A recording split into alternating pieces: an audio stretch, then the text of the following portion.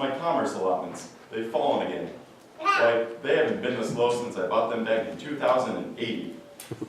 I keep telling you that you should listen to me about these kind of things. Mine just established global diversification. My monetary credits are satellite transferring as we speak. Don't you just love the global net? Yeah, it allows me to lose credits at the speed of light. Greetings, parental ones.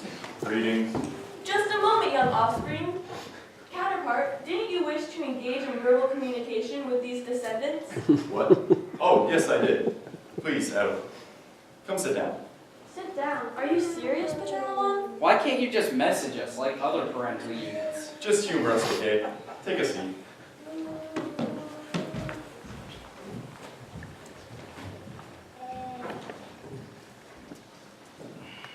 So, how are your educational processes going? Oh, fine. The periodic testings are coming up soon, but we'll be prepared, we promise. It's exactly what we wanted to communicate with you about. But what's so important that we've got to communicate about? Well, we've gotten a transmission from your educational unit. They've given us some very disappointing information. They indicate you've been using those inappropriate phrases again. What are you talking about? That transmission must have gotten contaminated or something. Just what do those techno-nerds claim we said? Well, you tell them I'm too upset. Well, they indicate that in your educational sessions, you've been heard by many, I might add, to have been using that holiday word we do not speak of. Holiday word we do not speak of. Don't get smart with us, young adolescent. You know exactly what we're talking about. The word that used to describe the winter celebration of giving. You mean Christmas? I just don't understand you, offspring. Aren't we doing an okay job as your parental custodians? Haven't we raised you in a proper 21st century of tolerance so that you know better? Oh, my counterpart, we might as well admit it. We've failed. Not now, spousal one. We haven't failed. We completed far too many interactive parenting video seminars to be failures. What your maternal unit is trying to say is that way back in 2050, the Supreme Court ruled that Christmas was an inappropriate name for this time of year. It's too restrictive, too narrow-minded. You see, it used to have a religious connotation that made many people feel uncomfortable.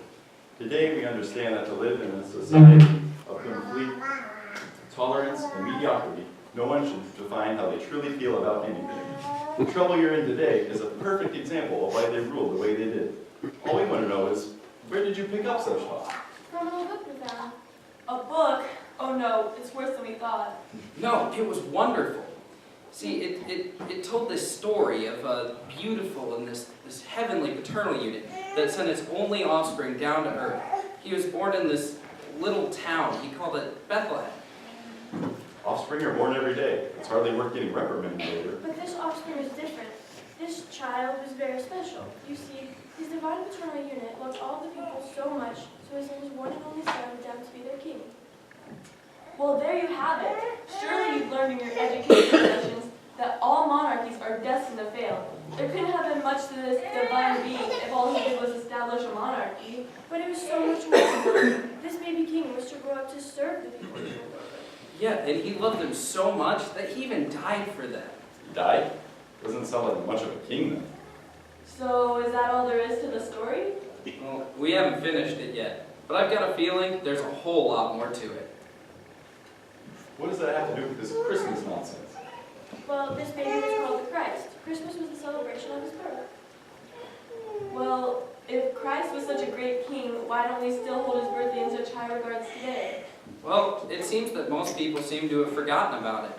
They changed what the center of their celebration was over to who could get the biggest present, or who could have the gaudiest house, or even who could have the biggest party. It got so bad that people used more than their allotment of credits, which was a major cause of the great financial crash of 1998. It's pretty sad, really. Well, I'm sure glad we've evolved into a society with better sense than what they had.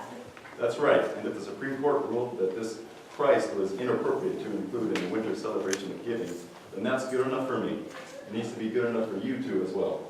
We know that, but we'd like to finish studying the book. It tells the story of Christ, and we'd really like to know more about it, purely for historical value. Under what condition you stop using that holiday word we do not speak of in your educational sessions? All right, if it'll keep us from having another verbal communication, then we'll do it. Fine.